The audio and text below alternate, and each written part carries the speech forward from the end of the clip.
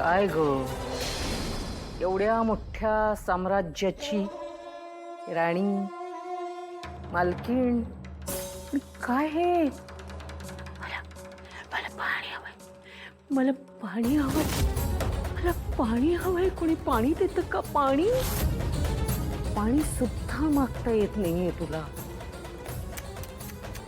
खूप वाईट वाटलं मला. माझाच ऊर भरून आला आणि मग मला असं वाटलं की नाही नाही, पाणी पाजण्याचं पुण्यकर्म मला करायला पाहिजे. म्हणून मी तुला हे पाणी देण्यासाठी आले. पण नंतर लक्षात आलं की अरे, अलीकडे तुम्हा लोकांची मगरुरी फार वाढलेली आहे. आणि मग ठरवलं आता तर पाणी अजिबात द्यायचंच नाही. आणि त्यात तुमची ती नात बनून आली आहे ना कमळी, ती तर जरा जास्तच आगाऊ आहे. तिला काय वाटतं की मला या सगळ्या छोट्या छोट्या गोष्टींनी मला खूप फरक पडेल, मला खूप त्रास होईल. तिला कल्पना नाही अजून, ओळखलं नाहीये तिने मला. ही कामिनी काही चीज आहे हे तिला कुठे माहितीये. आणि तू पण ढकलगाडी, तू पण वाट बघतोयस ढकलगाडीतनं इकडे. काय नातीच्या जीवावर कशा आपल्याला उड्या मारता येतील त्या. बघ बघ स्वप्न बघ.